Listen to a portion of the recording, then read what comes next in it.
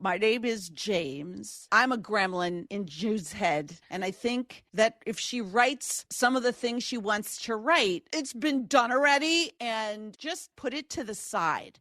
Well, hello. I'm Wilhelmina. Melissa just should never take any creative risks because she's just a hack. This is Improv in Real Life. I'm Jude Treder-Wolff. In this podcast, we'll explore how improv can help us navigate the speed of life through conversations with experts who are wise, hilarious, and deeply human.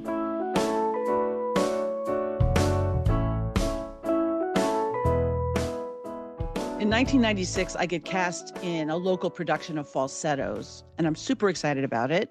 Falsettos was a groundbreaking show because it was the first Broadway musical that featured a love story between two men as the central relationship. It also featured AIDS very heavily, and it's the height of the AIDS crisis. So I'm excited to be in a show that is about that.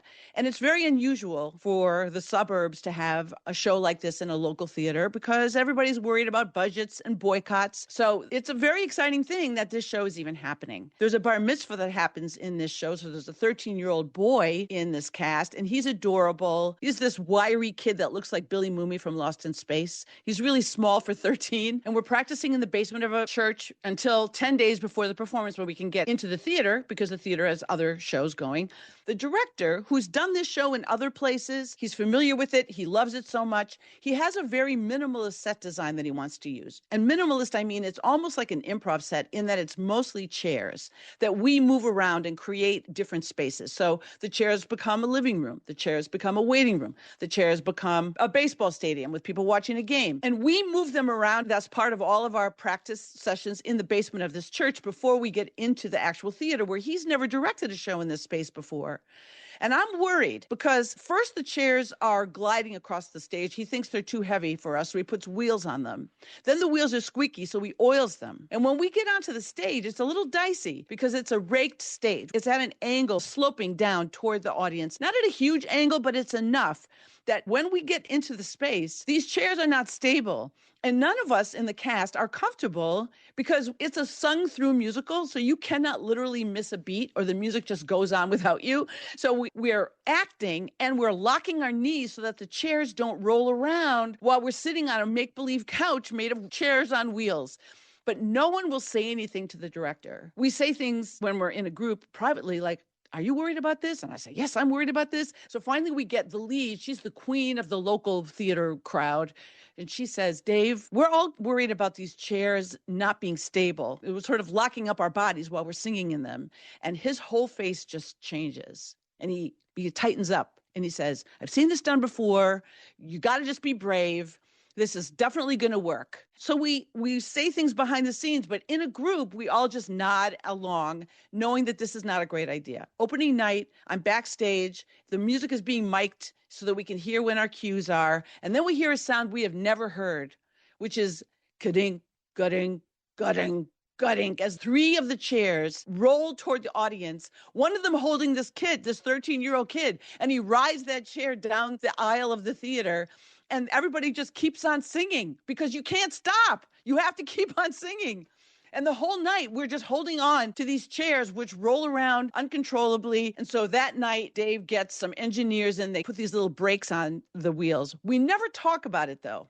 I've never forgot about the difficulty that there was with just talking about something that was obviously a problem that was going to interfere with our performance. The show was a fantastic thing to be a part of. It was great. That said, it wasn't the performance it could have been if we hadn't been worried about rolling off the stage into the theater or just ramming into something or just missing a beat because we were worried about something. The whole reason that happened was because no one would speak up. And when someone did speak up, the one person that really felt empowered, she got shut down really quickly, and none of us felt empowered to go up against the director, and the director wasn't even being challenged by the theater. It's a very interesting dynamic that if you've been in any workplace that's collaborative, you really want to create some psychological safety for people so that they can express their concerns and address their concerns so that they don't feel at risk and can actually do their job. They can really perform the way they want to perform. This was a literal performance, but in work, we want people to feel like they can be free to express themselves, express their concerns, and work it out together. Well, that's what today's podcast episode is about.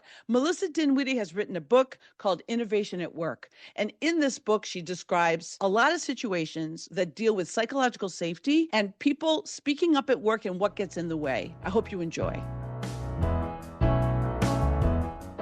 If you enjoy stories like this, head over to Spotify and check out Funny Story with Jude Treder-Wolff. They're true stories from my life, often told live on stage. Thanks for listening.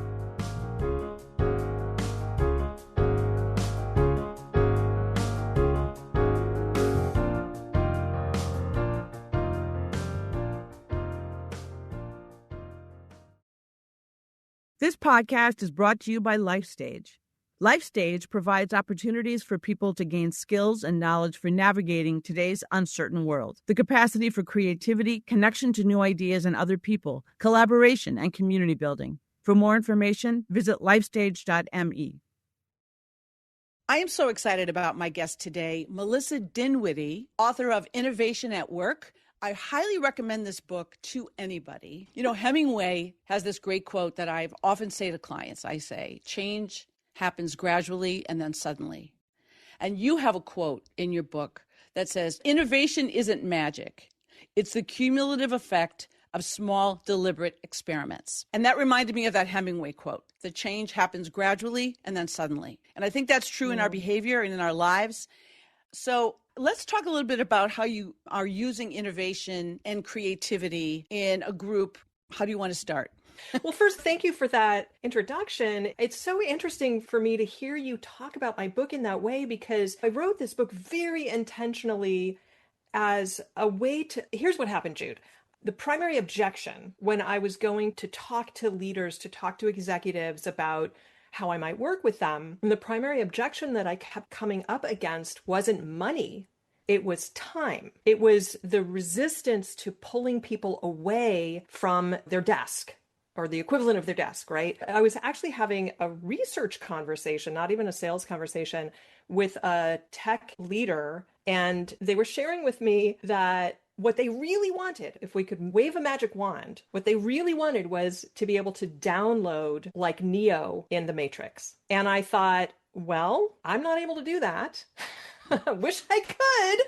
But what's the next best thing that I could do? And the previous book that I wrote, I was working with individuals, and I had been an artist. I struggled with a lot of creative block, and I figured out how to get past that, and then discovered that what worked for me worked for other people. And then ended up pivoting, realized that the tools that I had discovered that worked for helping individuals get creatively unstuck and get back to the things, or to the things that they were really wanting to do for creative expression, whether it's visual art or music or poetry or whatever it might be, the same tools, creativity and play, because play is the doorway to creativity. I knew that I had a lot to offer in the world of organizations, whether it's corporate or any other kind of organization. And I had written a book on how to help get people unstuck. It's called The Creative Sandbox Way. I developed these 10 guideposts and all of that. So what's the next book, right? And so here I was, and I'd had this conversation. What's the next best thing to downloading like Neo? Downloaded Kung Fu or whatever it was. And I thought, well, I can't download for them like Neo, but one of the biggest pushbacks is that they don't have time. So that's where this book came from. And so that's why it's these 52 micro experiments, most of which are between 5 and 20 minutes long, so they can be done in your regular work week without pulling people away from regular operations. So that's where the book came from. Interesting. So when the guy said, what we need is to be able to download like Neo, if I'm understanding that correctly, we need it to be immediate. Is that right? Yeah. Is that the correct way to understand that? Well, actually, they were talking about what they had used in the past. One of the questions that I asked in this research conversation was, have you done something in the past that was effective as far as like professional development? And one of the things that this person said was, yeah, they did this leadership training. And what I was so struck by was that they said what they loved about this leadership training was how lightweight it was. It was 4 sessions, 1 hour each, which I thought, damn, that's like nothing. It's really challenging to, as you know, as somebody who does play-based, improv-based kinds of interventions, it's very challenging to create something that's going to have lasting impact with a small amount of time that somebody's going to engage with you. So how can I create something that's going to offer value, but they're only going to interact with it for a very short amount of time? The process of writing the book made me think about how I could then come in and design a program that would be quote unquote lightweight, in that it wouldn't pull people away from their desks, but it might meet the needs of that executive and accomplish their goals at the same time,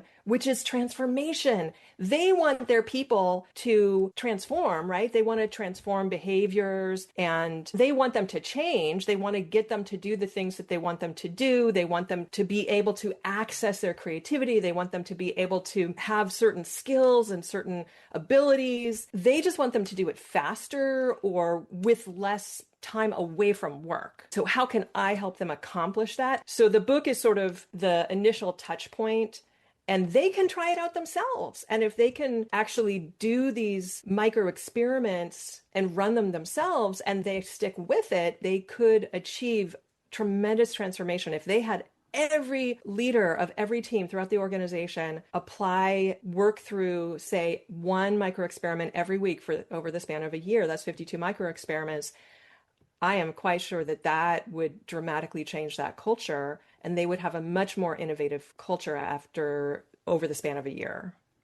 I think those constraints that you're being given or were given in that conversation or in that world, those constraints become a structure that you have to work within. And that's what improv works with this is the constraint. We're going to accept this constraint. Even if it's an artificial one, that one happens to be a real one where people really are under pressure to learn something quickly, apply a skill, learn a skill, and so on. And I know, I come from the world of mental health where experiences are meant to be deeper and deepen us and take time and all of that, which is irreplaceable human reality. That being said, the reality that we're also living in is a world that is moving along faster than ever, and change is really happening. And so we have to keep up. We have to. What I love about this concept, and I think it's very applicable to what's going on in mental health as well, is that we have to adapt. We have to be willing to say yes to something that we might not have even imagined was a real thing a year ago or even more recently. And a micro experiment is a manageable thing. Whereas the big change feels crazy unmanageable. It feels too much. And so we turn off. We actually just close ourselves off. Defenses go up. But if something is a micro experiment, it's like, I can do this. And so, I like the DIY, do it yourself. We want the DIY version of, why not? Why not have somebody find out that I can do this? There's something really wonderful about the idea like, I did a new thing. I can do this. Now I can do the next thing. So you had talked about the concept of, when we were preparing for today, the concept of having to do so much adulting in the world. So tell me more about this concept of adulting and how we can explore the ways that improv skills or improv thinking can help us with that, because there really is a lot of pressure to be the adult all the time. Yeah. So the way that I see this concept of adulting tie in with my book, and I don't think I mentioned that word at all, but I talk about two concepts that I see relate to adulting: perfectionism and psychological safety. And perfectionism is hugely problematic if you want to have a culture of innovation, because it is completely contrary to a culture of innovation. Perfectionism shuts us down. It keeps us from taking risks. It keeps us from trying things. It puts us in this state of, we have to appear as if we are in our finished state, our perfected finished state. Yes. And if we waver at all, if we show that we are at all childlike, if we are at all imperfect, then somehow in the organizational world, in the corporate world, in the world, then it might lower our status. It's this feeling that bad things are going to happen.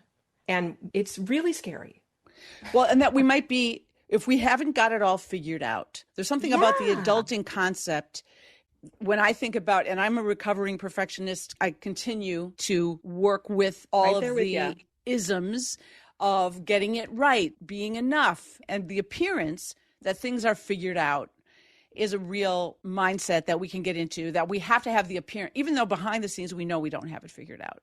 Yes. But there's a pressure or an idea that somehow we'll be better off if we can give the impression that we've got it all figured out, and that it's embarrassing not to have it figured out. I know parents feel this way, the way it is in education. Now, teachers often feel this way when it's a liberating thing to admit to yourself, well, I don't have it figured out. Of course I don't have it figured out. And things keep changing. And change is just constantly coming at us. So there isn't enough time between actions and consequences for us to really just like settle. There really isn't. So how in the world could we have it all figured out? And yet the stress of this makes those isms, those perfectionism traits and defenses, actually activates them even more. So the idea of the micro experiment and small successes really does, to me, comes across as an antidote to perfectionism. And I think that's what you're getting at, right? Yeah, absolutely. And that really ties in with this concept of psychological safety, which that phrase, it's so... I don't know whether it's because it's used so much that it's sort of lost a sense of meaning or something. I think it's hard for a lot of people to wrap their heads around what that even means. But if you feel a sense of fear that if you say something, if you raise your hand, if you say, hey, I don't know if that thing is actually going to work the way it is. I think there's something maybe wrong here. I think we need to test it again or something. And you're concerned that you might be shamed for speaking up. There is not psychological safety in that space. Or if you're concerned that your job might be at risk, there is not psychological safety in that space. So that's what that is all about. And that really ties in with this concept of adulting. Because, oh my gosh, if you have this fear of not being able to speak up, then something is seriously wrong in that culture. I mean, think about it. If you can't speak up and say, hey, wait, this product we're about to launch has something wrong with it, and if we put it out in the world, then it's going to harm people. I'm just making something out of the top of my head, but think about, like, that's going to cause a huge problem down the road if nobody speaks up. And if there's not psychological safety for people to speak up, that's a problem. So that, in other words, if everybody's adulting, everybody's saying, we've got it figured out, I've got it figured out. So if you challenge me on the thing that I believe I have figured out, it's not going to go well for you. And some of that could relate to status. So if a higher status person, but in relationships among peers, like couples, friends, colleagues, I've done projects with people that I thought I knew well. Like I thought we were peers, and yet those dynamics, I mean, I thought we had our thing figured out, what we were to each other. And yet when we would have meetings, like to run a conference or something like that, and we're together, different kinds of dynamics emerge among folks. And some people's ideas are preferable to others. And sometimes people cannot handle hearing that their idea, and that sometimes those people are me. Shall I go further? No, there was times when I was running a conference when I was in my ism. I would say that freely. I was in my ism, meaning I was so far ahead of the curve. Oh, we have a deadline of having this venue booked by a certain date. I have it booked 3 months out, 3 months ahead of the deadline. And I have the call for proposals is out. It's ready to go. Like, hit that button, send. I had done all this prep work, and I met with the team. But I really wasn't talking to them as if they were a team. I was talking to them as if they didn't know that I had done all these things. So they were giving suggestions for the venue and giving suggestions for the way we should word the call for proposals. And inside myself, I'm saying, excuse me, that's done already? Hello? I don't want to say you're a little bit behind the curve here, because I just didn't wait for anyone, and I really can get things done quickly. And I was so impatient with them. So on the one hand, I was very efficient in getting things done, and I was handling my own stress about all those deadlines, but I also wasn't acting like a team. I was not acting like a team member in that sense, because I was sort of annoyed with them for being behind, and they hadn't done their homework and so on. So my anxiety played out in my own over-adulting. Probably the perfectionists among us over-adult Oh, I love that. That's me. I'm talking about me now, everybody. I'm an I, overadulter. I very much relate though, because as a dyed-in-the-wool perfectionist, now recovering perfectionist, I actually call myself an intentional imperfectionist, which Okay. is the same thing as saying that I practice self-compassion. I forgive myself for being human. That is the definition of an intentional imperfectionist. Okay, I that's really do wonderful. my best to say I am going to allow myself to ship something before it's perfect and let this thing be just okay rather Wow. than waiting until it's perfect or not trying something and stuff like that. And I have to work on this, Jude. I still have to really work on it because of my, native perfectionist tendencies. We're from the same land, Melissa. We come from the same territory. So help me, Melissa. Do you have an exercise that we can do together that addresses some of maybe my overadulting stuff? Well, actually, I do. I think maybe a good one from my book is experiment number 41, I'll take it. which is name the gremlin. I call those voices in our heads gremlins. And they come in different shapes and sizes, and they tell us different things. Like the voices that just run automatically, those are the ones I call gremlins. So like the one that says that idea is stupid, Oh, yeah. that runs your meetings, without invitation. So this experiment is your opportunity to give that voice a name and a face and a pink slip. Okay. So let's start with, we'll each name a voice that keeps you from taking creative risks and, make it really playful, give it a name and give it a ridiculous catchphrase. And I like to actually sketch the gremlin too when I do this with groups. Cool. Great. So, yeah. You want to start? I'm ready. My name is James, and I think I think I'm just going to talk about Jude, if that's okay. Oh yeah, James, tell us about Jude. I'm a gremlin in Jude's head, and I think that if she writes some of the things she wants to write, it's been done already, and it's not original, and it's probably not that well written, and put it off. Just you know what? Put it to the side. Maybe you can improve on it in maybe 10 years. Yeah. I see. Thank you, James. James, do you have a catchphrase? Oh. Just wait. Put it to the side. Thank you, James.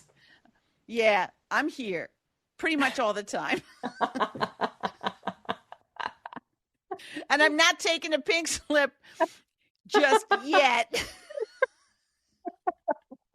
Wait, I want to hear about one of your gremlins, but I'm ready with another one whenever you're ready. Oh, okay. Well, first, I would like to introduce you to my gremlin who keeps me from taking creative risks. Well, hello. I'm Hello. Wilhelmina. Melissa just should never take any creative risks because she's just a hack. Oh. She is not actually creative at all. She has not one whit of talent. And she's not very smart. And she's just a hack. And yeah, she just has no right doing anything that has anything to do with creativity. No, absolutely not. Oh, Wilhelmina, that is harsh. Don't even try. That's my catchphrase. Don't even try. Don't even try. You don't deserve it. Yeah. Well, and I think James and I should go have tea together. Yeah. I'm in. Well, Wilhelmina, it's good to meet you, even though I wish you would not have to live in, you wouldn't take up so much. I'm here for the duration. So you can say what you like, but I'm here for the duration because, I have to protect Melissa from doing something that's going to make her look stupid. Well, I am Sister Mary Adolphine, and I live in Jude's head, and I think you and I could be friends if I had friends, but I'm a nun. And so I don't have friends because I live for God, and everything she does should be elevated for God. And if she doesn't do it for God, she shouldn't do it at all. And I've been saying to her since she was a little girl, and she gave it up years ago, and that is not okay. That is not okay. She wants to color not just outside the lines. She wants to just let go of all the lines. And I'm just there to say, oh, they're there. They're there, and God knows it. Wilhelmina, and she is, you know what? She's a hack. But if she did it for God, it would be, I would accept it. Oh, thank you. And please remind me your name. I didn't quite catch it. My name is Sister Mary Adolphine, like Hitler. Oh, Sister Mary Adolphine. Thank you so much, Sister Mary Adolphine. I can tell you really care a lot about Jude. I care about God. You care about God. I care about God, and I care about her in the eyes of God. I care about her in the eyes of God. I can feel that. Yes. Yes. Well, I am Patty, perfectionist, and everything that Melissa makes has to be perfect. Otherwise, I don't let her make anything. And so, I don't let her make anything. Period. Okay, it's nice to meet you, Patty, perfectionist. Thank you. Of course it is, because I am perfect. And I can see that you want to keep her safe. Well, that is my job, yes. And I'm perfect at it. Okay, well, of course you are. You're perfect at it, and because I guess you're in control, and if you don't. Well, I drive the bus when she lets me, but she's getting better, unfortunately, at not letting me drive the bus because she keeps sending me off to get pedicures. Oh, and I bet they're beautiful. Well, they are quite beautiful. They're very long, as you can see, very long and sparkly. And yes, I have tea and crumpets at the pedicures. I'd like to introduce you, Patty, to Emma. I am a gremlin that lives in Jude's head, and I'm here. I would go get a manicure with you if I thought that it was okay for her to stand out. She shouldn't. She shouldn't stand out. People don't like that. People like people who stay in the shadows and don't look. You can go look beautiful, whatever. Just be small and don't make much of yourself. Enough of this, like, oh, look at me. Look at me. I wrote a blog post. People like people who don't make so much of themselves. I definitely hear that. And what was your name? Emma. Emma, thank you. Just flew right out of my head. Sorry about that. Emma, well, I'm George. I'm George, and so here's the thing. Melissa is just not good enough. She's just not good enough at anything. She's just not good enough. So, yeah, I just have to constantly tell her that she's just not good enough. Well, I bet that shuts her right down. Yeah, it does. I'm really good at doing that. I'm good at shutting her down, keeping her shut down, kind of like a big old wet blanket. Ugh. Yeah, it's fun. It's a fun job. Fun for you. Job. Yeah, it's a fun job. I like it. It's good. I'm pretty, as you can see, I'm kind of a big, fluffy, furry, spiky, monster-like gremlin. I see that. Yeah. I do see that. Yeah. Well, it's, I'd say it's lovely to meet you, but it's kind of sad to meet you. Yeah, I'm kind of like a big old storm cloud everywhere I go. Yeah. Well, we've got quite a panel here, you and me, Melissa. I know, we do. It's pretty full. So anyway, so what do we do with these gremlins? Now they're out there, now they're sitting around in a panel, right?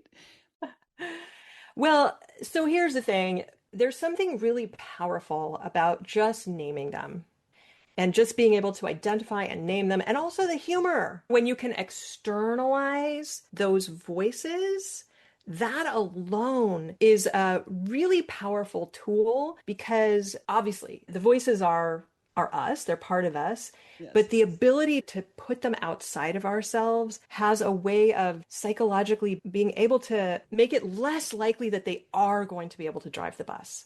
And personally, I don't have this in the book, but I actually have it in my first book, The Creative Sandbox Way, my own personal little tool when I start to identify that, oh, there, those voices are starting to run again. Then I can acknowledge, oh, wait, that's not the voice of truth, the voice of wisdom, the voice of reality, the voice of reason. That's a gremlin. And then I can acknowledge the gremlin, thank it for its concern, because they are just trying to keep me safe. It's a product of evolution, trying to keep me from getting eaten by a saber-toothed cat. But there's no saber-toothed cat. It's just modern life happening, right? And I can send it off to get a pedicure.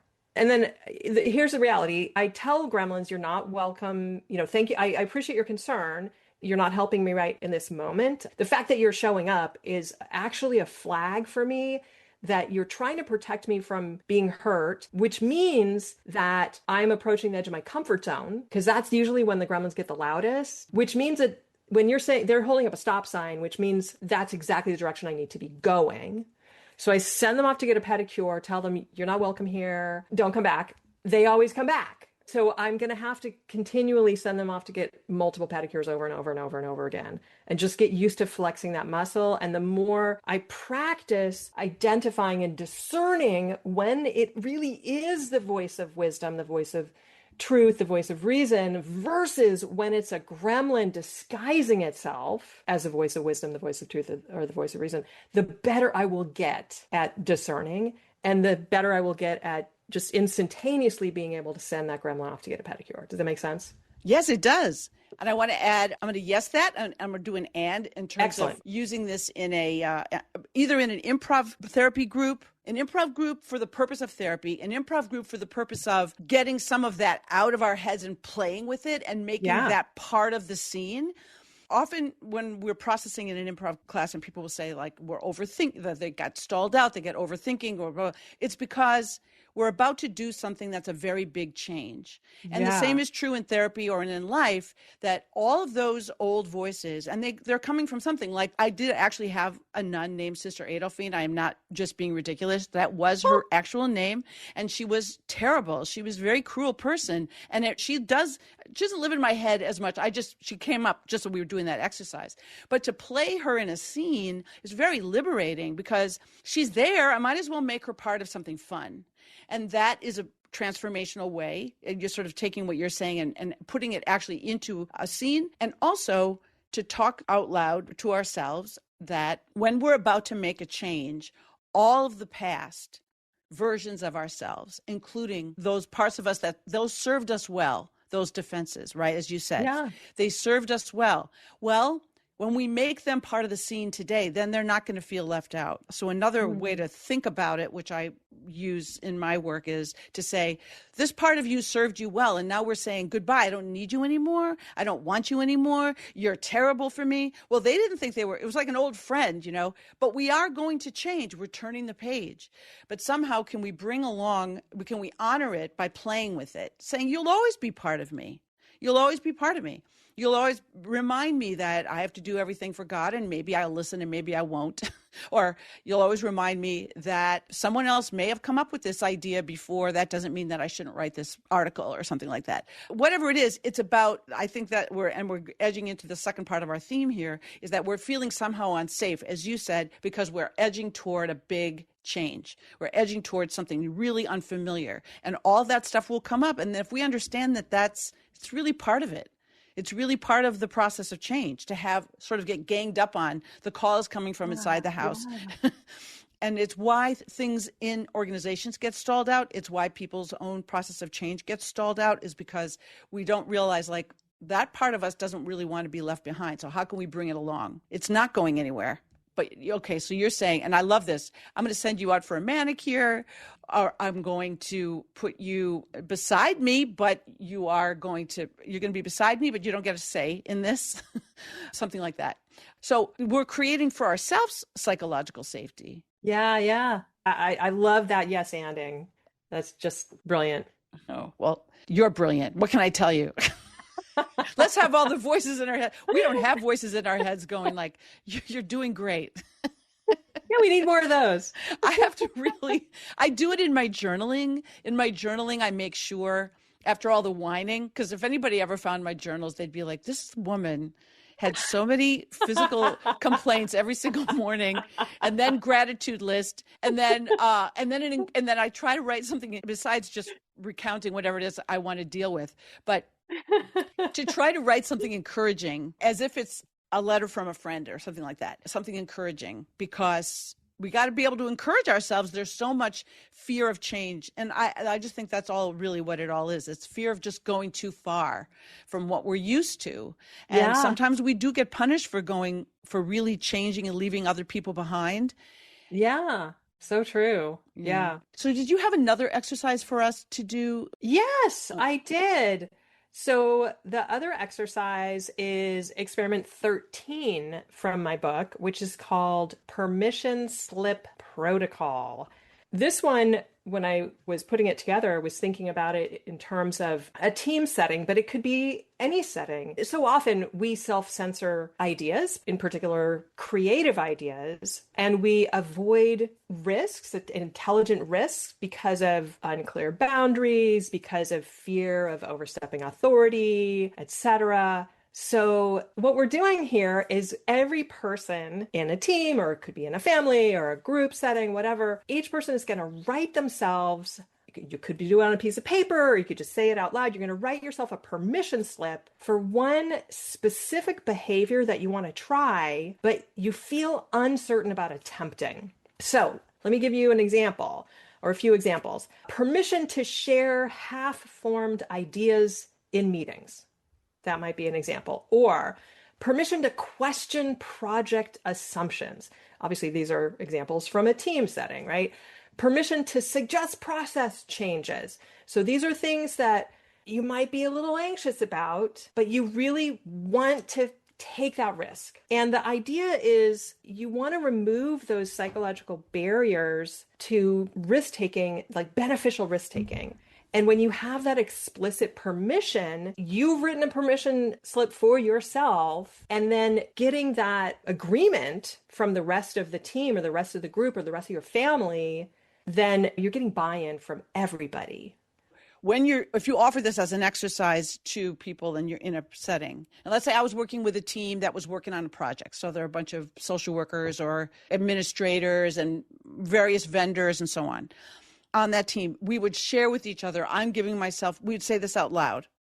It's not just internal. You're saying it's something you would share with people.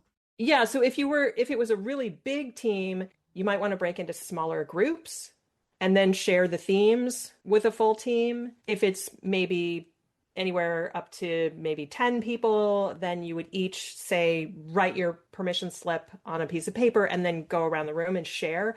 I give myself permission to blah, blah, blah. And then everybody would agree, offer applause or encouragement for that. Yes, we encourage you to give yourself permission for that. So have you ever had somebody give themselves permission to do a thing that you couldn't co-sign? I have not, but that could be an interesting opportunity for I guess that would reveal conversation. Yeah, it would reveal, just saying it out loud, I realize it would reveal some dynamics going on with people. That if somebody asked for, they said, I give myself permission to, I don't know. I can't even think of anything that would be bad. But one might be to not listen. I can give myself permission to be right all the time. Not that people, maybe somebody would do that, but it would, as I say it out loud, I realize it would reveal kind of where people are at and what's going on in a group. Yeah, that would bring up some interesting issues to deal with, for sure. Okay. So then, even that increases psychological safety, because once things are stated, once things are out, now they're part of the culture of the group. They're part of the process that you're in. And that thing does happen in couples, it happens in families, and it happens in friendships. It happens in friendships where I had a friend who was very, very ill. This was many years ago. She was very ill. And she, of course, she was very upset about being ill. And she was not a person who could honestly ask for what she needed. So as a group of friends and as a perfectionist and a constant overadulter myself, I felt like I was always stepping in it. I felt like I was always just getting it wrong, saying the wrong thing, and I wasn't able to accurately read her. So anyway, if we had been in that environment, if we had been giving ourselves permission, it would have helped me a lot. And I'm just saying this to humanize or sort of take it out of the corporate world and put it in a world of just people dealing with crises and stresses of various kinds. If you can give yourself permission to not know, permission to make a mistake. Oh, yeah, absolutely. That's huge, Jude. Permission to make a mistake. I think for so many of us, over adulters in particular, we don't inherently have permission to make mistakes. So that would be just enormous. And I'm also thinking in terms of so much of the interpersonal, intercultural challenges that we're experiencing, certainly in the United States right now, is so many of us need permission to make mistakes when it comes to dealing with cultural, we want to do things right.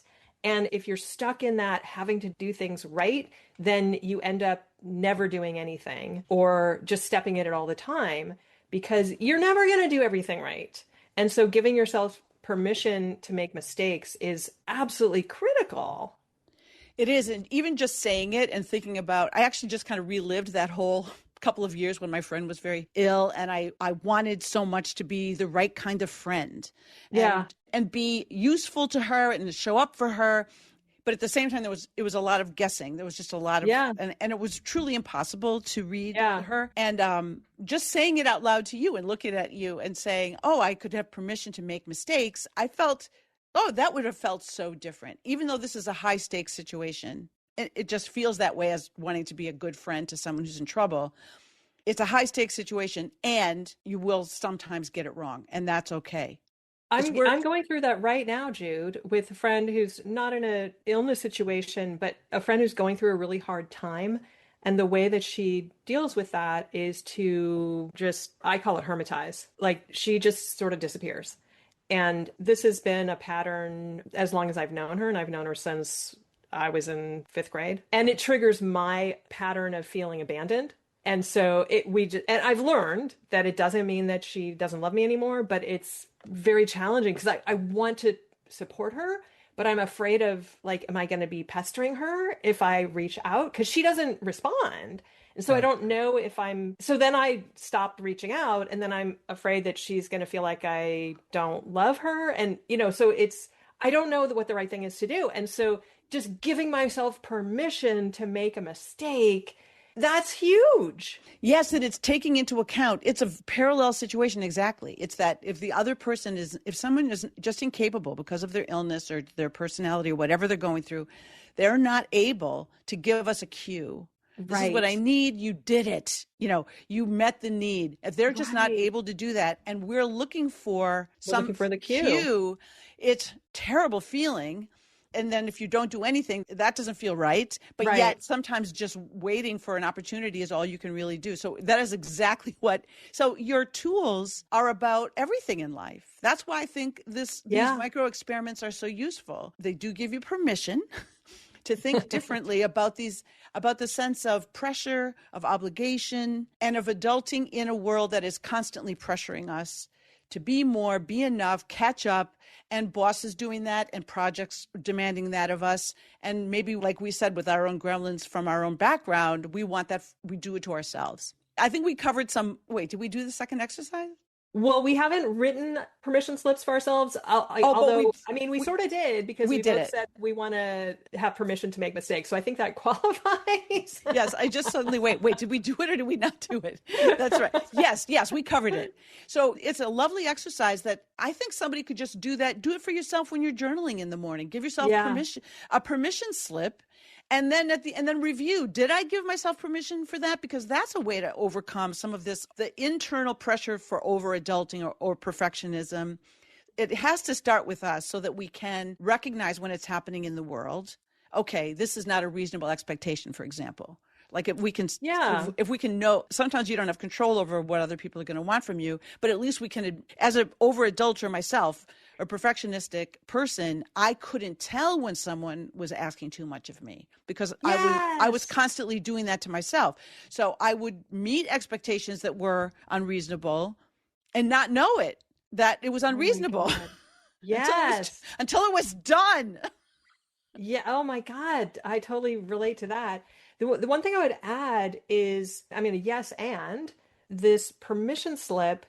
One thing, it's so important to, when you write yourself a permission slip, to use it as a prompt. And then when you notice that you have not followed through on that permission slip, to practice self-compassion in that moment. Right. And say, oh, so I see. I noticed that I didn't, share half-formed ideas in that particular meeting. I'm going to forgive myself for being human, and I'm going to practice self-kindness. And I'm not the only person who has ever experienced that, because self-compassion is made up of 3 components. It's mindfulness, being able to step outside of the distress and really observe from outside what just happened. It's an awareness of common humanity, that you're not the only person that's ever experienced this. And it's self-kindness. So you can self-soothe, you can, rub your arms, you can say, hey, sweetie, it's okay. It's all 3 of those together is the practice of self-compassion. And this is, I didn't make this up, this is from Dr. Kristen Neff, who is the world's foremost researcher on self-compassion. And check out her book. Her work changed my life. So her book is called Self-Compassion. Love it. So anyway, just make sure that you don't beat yourself up if you write yourself a permission slip and then don't follow through on it. Just pay attention and practice self-compassion in those moments. I love that. And I'm going to use this in an improv class I'm going to teach this weekend. I'm going to have people write a permission slip for their character, and they can pull that from their own life if they want. And most of the time people do, and then we talk about it after. And then do a scene where if they give themselves permission to, let's say, present half-baked ideas, have them present half-baked ideas, and everybody in the group is going to have to give them a hard time about it. And I'm going to, you have to work for it. I gave myself permission to make a mistake, and they're like, you did what? Anyway, I think using that, you have to fight for it a little bit would be kind of fun. We shall see. That's awesome. Oh, I want to hear how that goes. I will let you know. I like to do things where people realize this is my own internal struggle that I'm playing out loud with these people, which is a little bit like psychodrama, but it's more in a fun way. And then everybody relates to it, and other people have other kind of things they want to give themselves permission to do. So Melissa, it has been such a delight to talk about all these things with you and to play and to explore ways that we can grow gradually and then suddenly. Oh, I love the way you tied it all together, Jude. Brilliant. And we'll put your links in the show notes. We'll put your website in the show notes. Anything you want to share with people about where they should really look for you. Well, you can find me on my website at melissadinwiddie.com. And you can get a preview of the book to check it out at innovationatworkbook.com/preview. And you can find me on LinkedIn as well at Melissa Dinwiddie there. Melissa shares wonderful stuff on LinkedIn. You can learn something any day. She's got a lot of information about innovation and ideas. And all those gremlins are not stopping her from putting wonderful content out into the world. So notwithstanding all of our gremlins, we're creating, my sister. That's right. Thank you, Melissa. Thank you, Jude. That's it for this episode of Improv in Real Life. For more info about our guests and other resources, you can visit our show notes. If you enjoyed today's conversation, please follow or subscribe wherever you listen. And if you're feeling extra generous, write us a review or share with a friend. You can also find us on Instagram at lifestage_Inc. And if you want to dive deeper into these concepts, please connect with me on Substack at Treder-Wolff. To be continued, to be continued, to be continued. We need each other now more than ever. We need creativity more than ever. I hope these games and ideas inspire you in some way. And if they do, keep it going. I will too. See you next time.